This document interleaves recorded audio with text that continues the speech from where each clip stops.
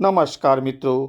आज मैं जो वीडियो लेकर आया हूँ वह शिव जी के सबसे बड़े सेवक नंदी के बारे में है कि नंदी कौन थे तथा उनके सेवा से क्या फल प्राप्त होता है। कृपया वीडियो को पूरा सुने और जानकारी अच्छी लगे तो मेरे चैनल को लाइक, सब्सक्राइब और शेयर अवश्य करें ताकि ऐसी ही जानकारी आप तक मैं पहुंचाता रहूं। मित्रों, आप में से लगभग सभी लोग शिव मंदिर जरूर जाते होंगे। आप लोगों ने हर शिव मंदिर में यह देखा होगा कि नंदेश्वर महाराज, जिन्हें हम सब नंदी कहते हैं, वह प्रत्येक शिव मंदिर के प्रवेश द्वार पर या शिव जी से कुछ दूरी पर स्थापित रहते हैं। परंतु आपने कभी यह सोचा है कि नंदी महाराज मंदिर के प्रवेश द्वार पर या शिव जी से दूर क्यों स्थापित किए जाते हैं, जबकि वह शिव जी के सबसे प्रिय सेवकों में से हैं। इसके पीछे एक कहानी है। यह सब जानने के पहले हम नंदी भगवान के जन्म के बारे में जान ले। शिव पुराण के अनुसार आदि काल में महर्षि शिलाद नाम के एक बहुत बड़े शिव भक्त हुआ करते थे। वह बचपन से ही रात दिन शिव जी की सेवा में लगे रहते थे। परंतु जब वह शादी के उम्र में पहुँचे तो उनके परिवार एवं माता पिता के द्वारा उन पर विवाह के लिए दबाव बनाया गया ताकि वंश वृद्धि हो सके। लेकिन शिलाद मुनि विवाह के लिए राजी नहीं हुए।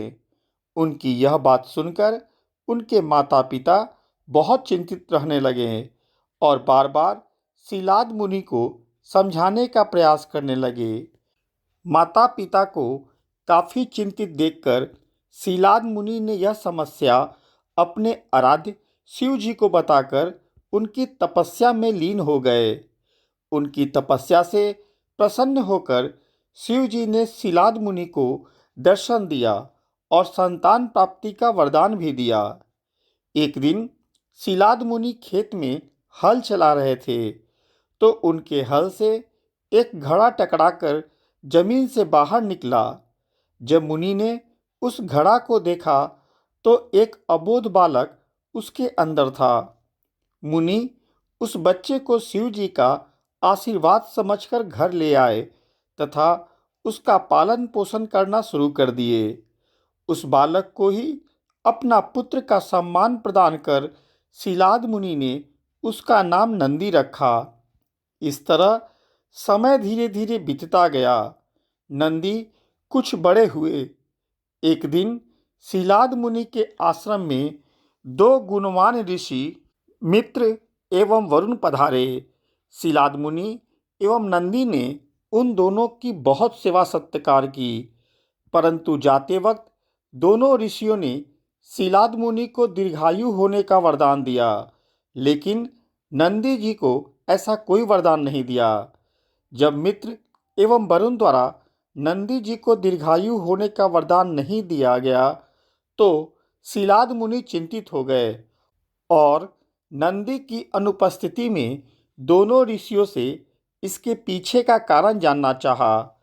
तब दोनों ऋषियों ने बताया कि आपका पुत्र नंदी अल्पायु है, इसीलिए मैंने इसे दीर्घायु होने का वरदान नहीं दिया। ऋषियों की यह बात सुनकर शिलाद मुनि काफ़ी परेशान हो गए तथा बराबर चिंता में डूबे रहने लगे।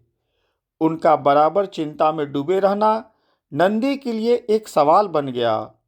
अतः एक दिन नंदी जी ने अपने पिता से बराबर चिंतित रहने के पीछे का कारण जानना चाहा। इस पर शिलाद मुनि ने सारी बातें नंदी जी को बताई। नंदी चूँकि शिलाद मुनि के साथ बचपन से रहकर बहुत बड़े शिवभक्त बन चुके थे, इसीलिए उन्हें शिव जी पर पूरा भरोसा था। पिता की बात सुनकर उन्हें समझाते हुए नंदी जी ने कहा कि आप चिंतित क्यों होते हैं, जिसका सृजेता शिव जी खुद हैं तो उसकी रक्षा भी वह स्वयं करेंगे। यह कहकर नंदी जी वहाँ से चले गए और शिव जी की तपस्या में लीन हो गए। उनकी तपस्या से प्रसन्न होकर शिव जी ने उन्हें दर्शन दिया। उनको सामने देखते ही नंदी जी ने अपने अल्पायु होने की बात उन्हें बताई और दीर्घायु होने का वरदान मांगा, परंतु शिव जी ने उन्हें दीर्घायु होने का आशीर्वाद नहीं दिया और बताया कि वो सृष्टि के नियम का उल्लंघन नहीं करेंगे और उन्हें अल्पायु में ही जीना होगा। परंतु उस बालक के सृजेता वही थे, इसीलिए आश्वासन दिया कि उसकी मृत्यु के पश्चात पुनः उसे जीवित कर देंगे। इस प्रकार जब नंदी जी की मृत्यु हुई तो शिव जी ने बैल का शीश लगाकर उन्हें पुनः जीवित किया। उस दिन से उनका शरीर मानव का और सिर बैल का हो गया। अपने नए रूप को देखकर नंदी जी बहुत चिंतित हुए, क्योंकि न ही वह पूर्ण इंसान रहे न जानवर। उन्हें लगा कि अब उनको न इंसान अपने पास रखेगा न जानवर। तब शिव जी ने उन्हें आशीर्वाद दिया कि आज से तुम हमारे पास प्रधान सेवक बनकर रहोगे, साथ ही इंसान तुम्हें देवतुल्य ही पूजा करेंगे। यह आशीर्वाद पाकर नंदी जी काफ़ी प्रसन्न हुए। यह थी नंदी जी की कथा। अब हम इनके महत्व की चर्चा करेंगे। हम लोगों के बीच बहुत से लोग ऐसे हैं जो शिव मंदिर में बैठे नंदी जी को महत्व कम देते हैं और वो सीधा शिव जी के पास पूजा अर्चना करने चले जाते हैं। यह हमारे धर्म ग्रंथों के अनुसार सही नहीं है। इसके पीछे का तथ्य मैं आपको बताता हूँ। शिव जी हमेशा तपस्या में लीन रहते हैं। तपस्या में हमेशा लीन होने के कारण वो किसी भी सांसारिक प्राणी की वाणी को नहीं सुन पाते हैं।